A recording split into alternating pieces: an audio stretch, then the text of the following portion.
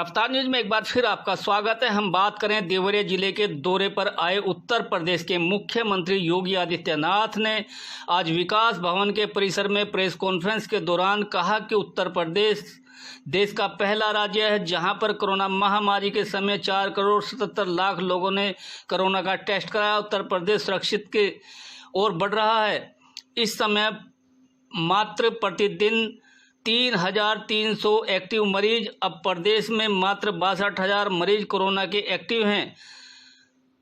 प्रदेश में recovery rate 95%। Uttar Pradesh में अब ऑक्सीजन की कमी नहीं होगी। प्रदेश में 30,000 ऑक्सीजन कंटेनर तैयार किए गए हैं। देवरिया जिले में 4 ऑक्सीजन का प्लांट लगाने का स्वीकृति दी गई है। मुख्यमंत्री योगी आदित्यनाथ ने यह भी कहा कि देवरिया जिले में रिकवरी रेट 93% हो गया है। बच्चों के लिए भी मेडिसिन पूरी मात्रा में रहेगा उपलब्ध। तीसरे पेज में भी युद्ध पर काम कर रहा है। प्रदेश सरकार के मुख्यमंत्री ने प्रदेश के सभी जनप्रतिनिधियों, विधायकों, सांसद, मंत्रियों से अपने अपने क्षेत्र के प्राथमिक स्वास्थ्य केंद्र को गोद लेने के लिए निर्देश दिए हैं। तभी प्रदेश के सभी जिलों से इस महामारी को जंग में होंगे कामयाब। उन्होंने मीडिया की तारीफ करते हुए कहा, देश का सबसे बड़ा माध्यम अगर कोई है तो वो मीडिया है। लोगों को इस कोरोना काल में जागरूक करने व लोगों की बात पहुंचाने को निभा रही है अहम भूमिका। फिर भी कोविड-19 के कवरेज करने में मीडिया को रोका गया और चाइल्ड हेल्थ केयर 181 के ग्राउंड से सेंटर बंद करा दिया गया। उसके बाद प्रेस कॉन्फ्रेंस में मीडिया जब सवाल करने गई तो मीडिया को जवाब देने के बजाय भाग खड़े हुए मुख्यमंत्री। हम आपको बता दें, जिस तरीके की हम आपको रिपोर्ट दिखा रहे हैं, क्या उत्तर प्रदेश पुलिस ने आखिरकार मीडिया कर्मियों को क्यों रोका? क्या छुपाना चाह रहे थे मीडिया कर्मियों से? ये एक सवाल है जो उत्तर प्रदेश की सरकार भी देखे और सुने और उसे भी एहसास हो कि आखिरकार मीडिया कर्मियों को क्यों रोका गया। चाहे बड़े चैनल हो या छोटे चैनल हो, उनको सबको साइड में अंदर कर दिया और उनको बाहर कवरेज करने के लिए पुलिस ने मना कर दिए। देख लीजिए इस रिपोर्ट में।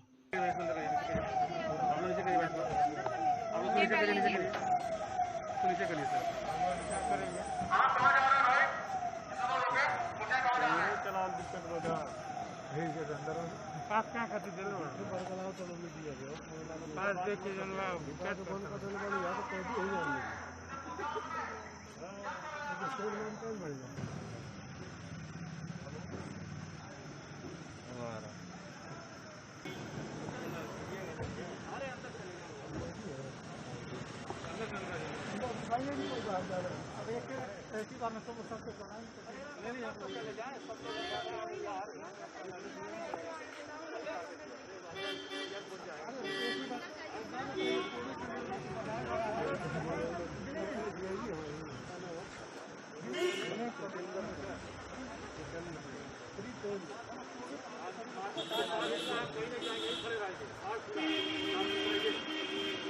हो गया।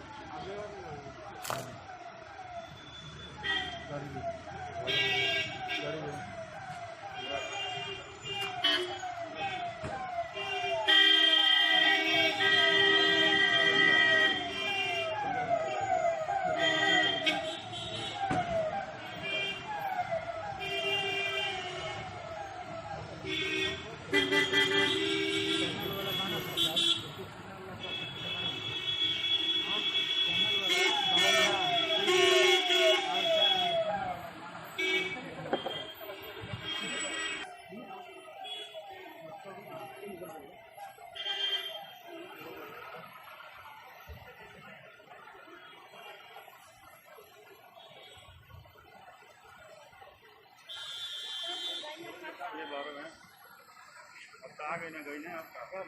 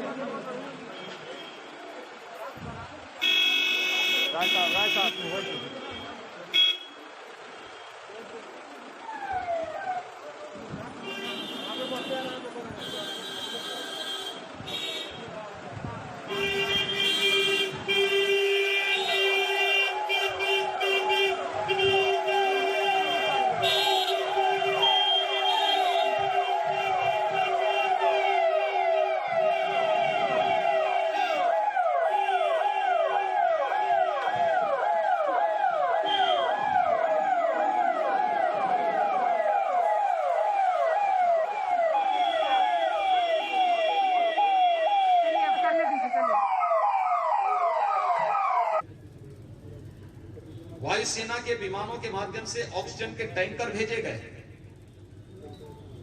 और हर व्यक्ति तक, हर हॉस्पिटल तक हम ऑक्सीजन की आपूर्ति कर सके, इसके लिए शासन और प्रशासन की टीम ने, जनप्रतिनिधियों ने, हेल्थ वर्कर्स ने, कोरोना वॉरियर्स ने पूरी मेहनत के साथ इस अभियान को आगे बढ़ाया।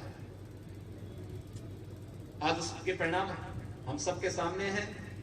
हर जनपद को आने वाले समय में ऑक्सीजन के क्षेत्र में आत्मनिर्भर बनाने के एक बड़े अभियान के साथ हम काम कर रहे हैं और उसमें हर जनपद को उसकी आवश्यकता के अनुरूप पहले ही ऑक्सीजन कंसंट्रेटर उपलब्ध करा दिए गए हैं।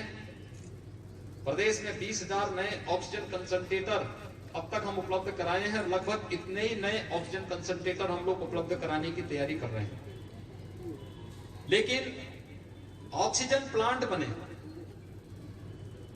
मेडिकल कॉलेजेस में लिक्विड मेडिकल ऑक्सीजन के बड़े बड़े टैंक वहां पर स्थापित हो। क्रायोजेनिक टैंक होते हैं जिसमें एक निश्चित टेम्परेचर में ऑक्सीजन को वहां पे रखना पड़ता है।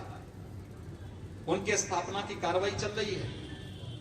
तो हॉस्पिटल, डिस्ट्रिक्ट हॉस्पिटल या सीएससीज में वहां पर हम लोगों के द्वारा एटमॉस्फेयर से ही ऑक्सीजन बनाने के जो संयंत्र हैं उनकी स्थापना के कार्य को युद्ध स्तर पर आगे बढ़ाया जा रहा है। इस समय हम लोग 300 से ज्यादा ऑक्सीजन प्लांट उत्तर प्रदेश के अंदर अलग अलग हॉस्पिटल में लगा रहे हैं और देवरिया जनपद में भी यहाँ की टीम ने अच्छा काम किया है। सभी जनप्रतिनिधियों ने मेहनत किया है और यहाँ पर भी 4 नए ऑक्सीजन प्लांट लगाने की कार्रवाई चल रही है। यहाँ की पॉजिटिविटी रेट 3 के आसपास है, जो एक बार काफी ज्यादा बढ़ चुकी थी और 3 के आसपास आ चुकी है और उसमें और भी गिरावट निरंतर देखी जा रही है। इसके साथ ही रिकवरी रेट अच्छी दिशा में यहाँ की बढ़ रही है। 93% से अधिक यहाँ की रिकवरी रेट है और इसमें और भी बढ़ोतरी के लिए क्या प्रयास किए जाने हैं इसके बारे में अभी मैंने यहाँ की समीक्षा बैठक ली है।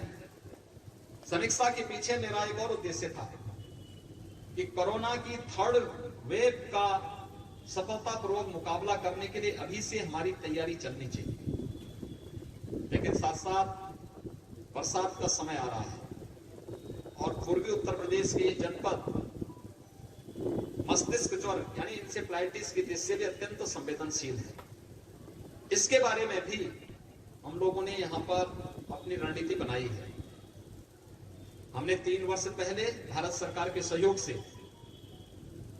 गोरखपुर और बस्ती कमिश्नरी के हर जनपद में डिस्ट्रिक्ट हॉस्पिटल में 12 से 15 बेड के पीकू और कुछ सीएससी में भी मिनी पीकू के निर्माण की कार्रवाई की थी, पीडियाट्रिक आईसीयू के निर्माण की कार्रवाई की थी और उसके बहुत अच्छे परिणाम आए थे। इंसेफ्लाइटिस से मौत के आंकड़े को हम 95% तक रोकने में सफल हो गए थे। हम लोगों को वही नीति अपनानी है। इंसेफ्लाइटिस ट्रीटमेंट के जो सेंटर थे, सब सेंटर थे, आज तो हर जनपद में सैकड़ों की संख्या में हेल्थ एंड वेलनेस सेंटर है और हमें घर घर जाकर के, जैसे हम लोगों ने कोरोना के खिलाफ अभियान चला करके घर घर जाकर के स्क्रीनिंग करने का काम किया था, ऐसे ही हम लोग हर जनपद में और खासतौर पर इंसेफ्लाइटिस की जिससे भी संवेदनशील जनपद हैं उनमें भी और प्रदेश के हर जनपद में जहां पर 3rd वेव की आशंका से लोगों में थोड़ा भय है, हम लोग अभी से बच्चों के लिए मेडिसिन उपलब्ध करवा रहे हैं और मेडिसिन उपलब्ध कराने के बाद फिर किसी भी लक्षण युक्त व्यक्ति को पहले ही चरण में उसको दवा उपलब्ध करवाने के साथ उनकी जांच की प्रक्रिया को आगे बढ़ा देंगे, तो हम लोग थर्ड वेव को भी रोकेंगे और इंसेफ्लाइटिस से होने वाली मौतों के आंकड़ों को हम लोगों ने पिछले वर्ष तक ला करके जिस स्थिति में किया उससे भी हम नीचे उसको लाने की दिशा में प्रयास करेंगे। यहाँ पर एक पीकू का काम, पीकू पहले से यहाँ पे बना हुआ है, 15 बेडेड है, 20 बेडेड एक नया पीकू के निर्माण के लिए हमने अभी आदेश किया है और एक नई सीएससी लार में उसको भी एक पीडियाट्रिक आईसीयू के रूप में भी वहां एक मिनी पीकू के निर्माण के लिए मैंने अभी अपनी सहमति दी है कि यह कार्य यहाँ पे प्राथमिकता के आधार पर आगे बढ़ जाए। हर हेल्थ सेंटर, प्राथमिक स्वास्थ्य केंद्र, सामुदायिक स्वास्थ्य केंद्र गतिविधियों का केंद्र बने। वहां पे एंटीजन टेस्ट हो, वहां वैक्सीनेशन की कार्रवाई हो, वहां पे सामान्य जांच की सुविधा लोगों को मिले। इस कार्रवाई के साथ उसको जोड़ने की कार्रवाई तेजी के साथ आगे बढ़ी है और सभी जनप्रतिनिधियों से मैंने अपील की है और कम से कम एक सीएससी या एक पीएससी को गोद लेकर के वहां की एक्टिविटीज के साथ जुड़े, जिससे हर व्यक्ति को हम बेहतर स्वास्थ्य की सुविधा उपलब्ध करवा सकें और इस दिशा में यह प्रयास प्रारंभ हुआ है। प्रदेश ने अब तक टेस्ट की कार्रवाई में भी एक लंबी छलांग लगाई। 1,81,00,000 लोगों को हम वैक्सीन दे चुके हैं, जिसमें 13,65,000 से अधिक युवा हैं। 1 जून से हर जनपद में हम वैक्सीन देने की कार्रवाई 18 से 44 वर्ष की उम्र के प्रत्येक व्यक्ति को करने जा रहे हैं और वैक्सीनेशन के लिए हम लोगों को प्रेरित कर सकें। हर व्यक्ति टेस्ट कराने से कोई भागे ना, क्योंकि मैंने अभी गांव का दौरा भी किया था और गांव में मैंने देखा है लोगों में कुछ संकोच है टेस्ट कराने से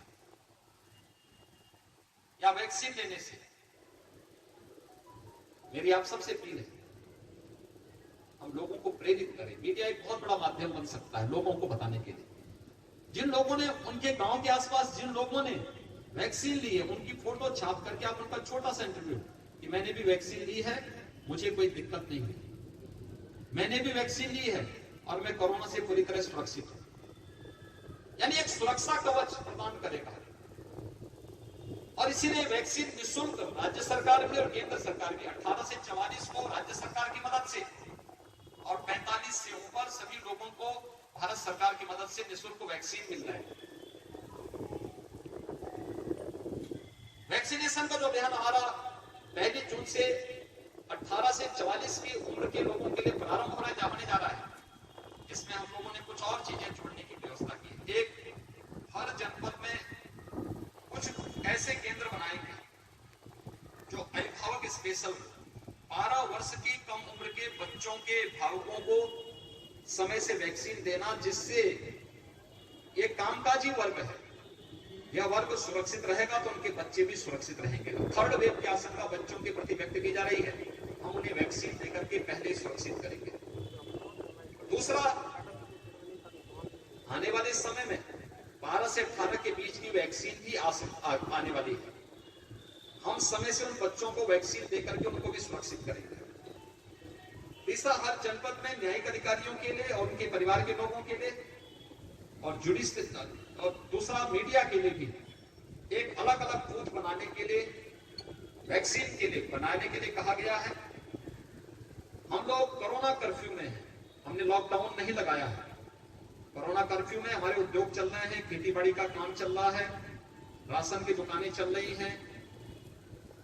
वे सामान्य गतिविधियां जो कोरोना प्रोटोकॉल का पालन करते हुए संचालित हो सकती है, सब्जी मंडी का है, फल मंडी का है, सभी हमारी संचालित हो रही है। उन सबको संचालित करने की कार्रवाई की जा रही है और मुझे विश्वास है कि कोरोना के खिलाफ जो अभियान वर्तमान में चल रहा है, यह अभियान सफलता की नई ऊंचाइयों तक पहुंचेगा।